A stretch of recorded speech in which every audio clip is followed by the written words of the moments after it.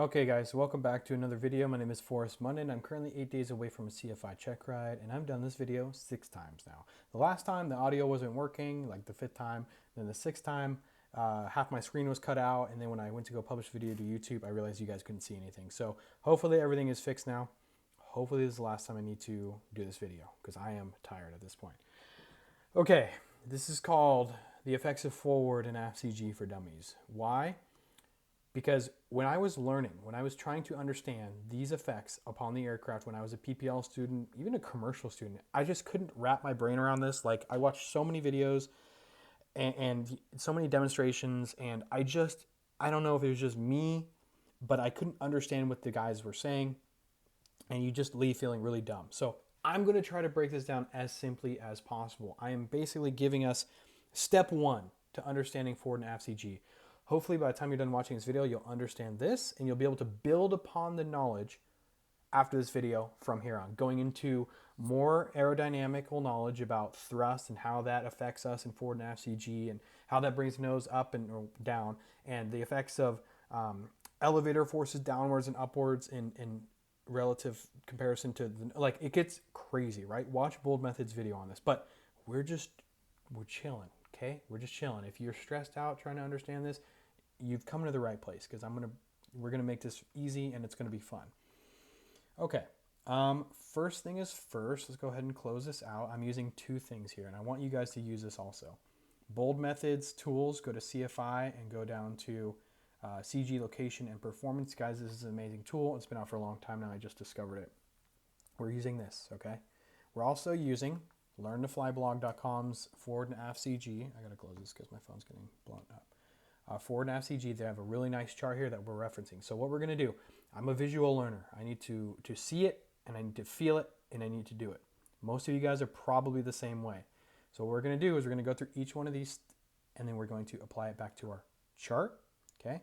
We're gonna see the cause and effect, and we're also going to use paint to annotate, okay? So if you're listening, you're gonna have to watch, or else this probably isn't gonna make any sense to you.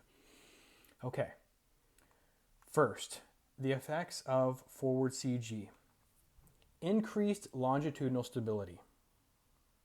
Okay, longitudinal stability is basically the stability upon the longitudinal axis, and if you don't know what that is, it's from the nose to the tail, which affects what? Pitch, right? Up and down.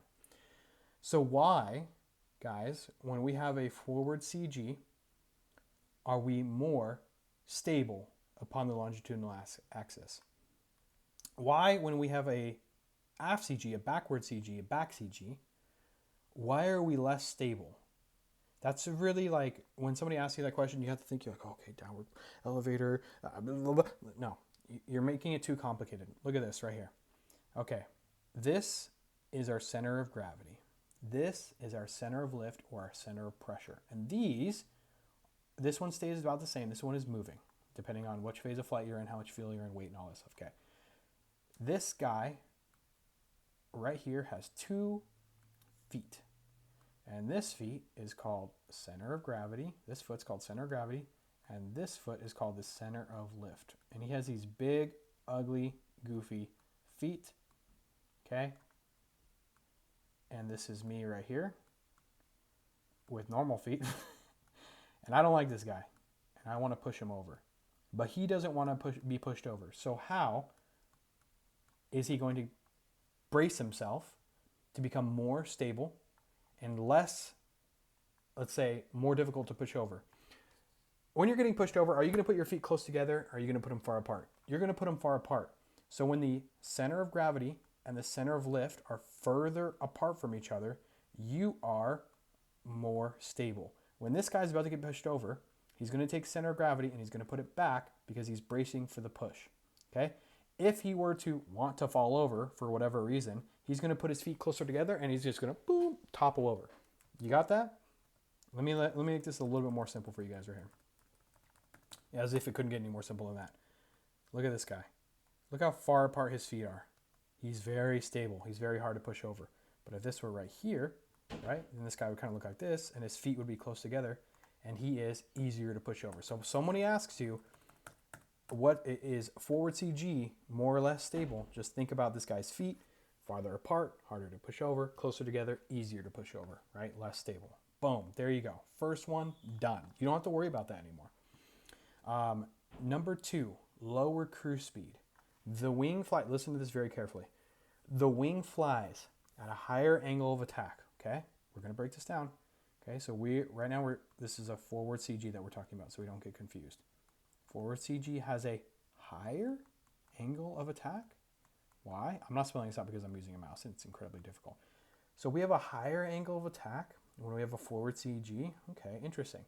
The wing flies at a higher angle of attack to create more lift to counter the added downward forces produced by the tail. Therefore, the wing also produces more induced drag. Okay, this is the part when you start to get in the weeds here. We're going to explain this once, and I'm not going to explain it again. 1, because it's very difficult to explain, and 2, it's not the most important thing in the world when it comes to understanding forward and aft CG. I mean, don't get me wrong, it is, but this is for dummies, okay? The wing flies at a higher angle of attack to produce more lift. So, let me ask you a question, okay? This guy is flying along straight and level flight. What if I didn't have anything to keep this nose up, which I'll explain in a second, what does this part of the aircraft want to do naturally? It wants to go down. Why? Because it's heavy. So we created something called an elevator to keep the nose up. How does that work? Let me just butcher this real quick. We have wind coming through here, right?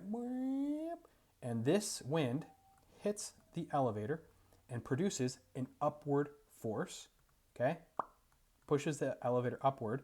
And if the elevator looks like this, okay, it also looks like this. For every action, there's an equal and opposite reaction. So as the wind goes and pushes on the bottom of the elevator, a force moves down and a force moves upwards, and it counterbalances or balances, it's like a seesaw, the nose, okay?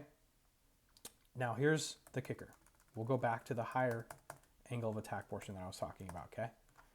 So I asked you, what happens if we didn't have anything to balance this? The nose would drop. So we created the elevator to balance the nose. Here's the thing. We said we have a higher angle of attack when we have a forward CG. Let's use bold method here. Let's go back. Okay, pay attention to 2 things here.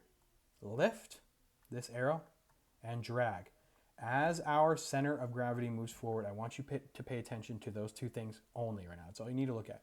Center of gravity moves forward, and our lift goes up, right?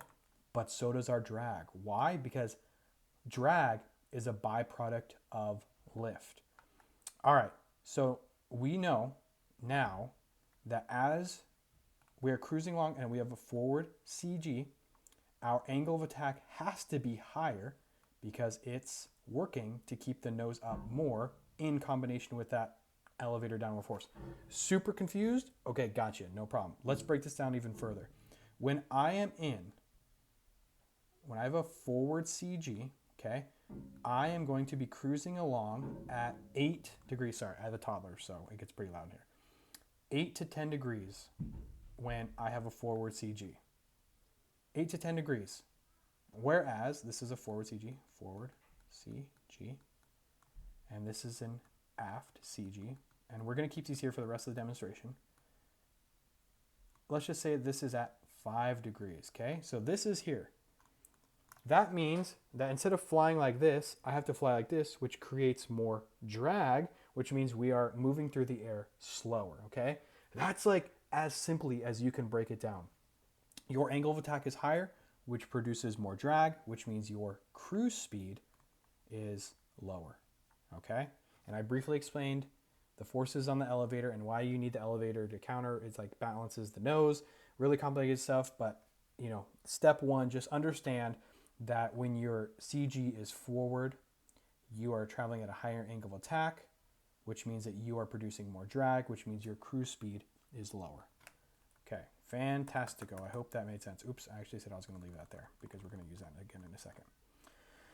Okay, higher stall speed. Okay, let's just leave that there. Higher stall speed. The wing flies at a higher angle of attack. Boom, done. I already explained that. When we're flying along with the forward CG, our angle of attack is probably, if you were to look at the attitude indicator, let's just say 8 to 10 degrees.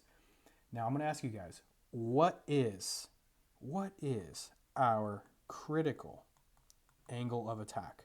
Well, if you look at your POH, it probably says 15 to 17, but we'll just say 17, okay? Our critical angle of attack is 17 degrees. What's closer, guys? What's closer to the critical angle of attack? What's closer? A forward CG is closer to 17, or aft CG is closer to 17? Now, I don't math in public, but this is pretty easy. Our forward CG is already closer to our critical angle of attack. So when I'm in straight and level flight and I have a forward CG, I'm trimmed out, right? Everything's good. No turbulence. Just dropped $200 on a flight that I'm gonna, regret later. I look at my attitude indicator and looking at the pitch, 8 to 10 degrees. I'm already closer to 17 degrees. So my stall speed, we'll just say stall speed. I'm just here. Stall speed is higher, okay? Because we are already closer to 17 degrees.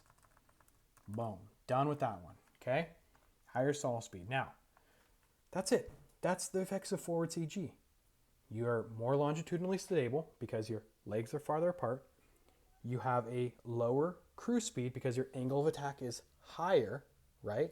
Which means that you're producing more drag, and your stall speed is higher because you are closer to the critical angle of attack naturally, okay? The effects of Aft CG, boom. We've already done step one, decrease longitudinal stability. The legs are closer together. Higher cruise speed, and it says for just the opposite reason listed above. So why is the cruise speed higher? Because if you go look at this, this is aft, okay? Now our CG is further back, which gives us a cruising angle of attack of about 5 degrees. If I put my hands out the window and I tilt it back, I'm going 80 miles per hour, I tilt my hand back and I increase my angle of attack, all that relative wind hits the bottom of my airfoil or my hand and it shoots it up into the air. Whereas if I just level it out, I cut the air, I'm more aerodynamic, and there's less resistance there, okay? So when you have a aft CG, your angle of attack is lower, which means you're cutting the air easier, and your cruise speed is faster, okay? Lower stall speed. Why?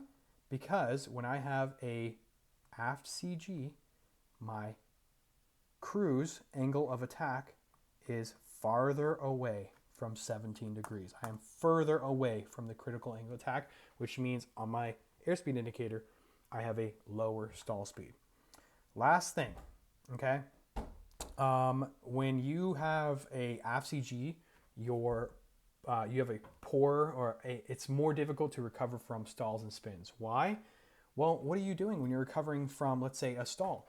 One of the things that you have to do is you have to put the nose forward. So if you're really heavy and you got more weight in the back, say you got two fatties in the back there that just had a big old dinner, it's going to be theoretically harder to push that nose down because you have weight in the back, okay?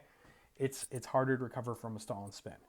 Guys, this is like, I told you I was going to break this down Barney style. I was going to keep this really easy. Hope my audio works. I hope that I didn't cut anything off important. But there you go. You guys have any questions, comments, concerns? If I can explain anything a little bit better, if I said anything wrong, let me know in the comments and we'll start a discussion, okay? All right, have a good one.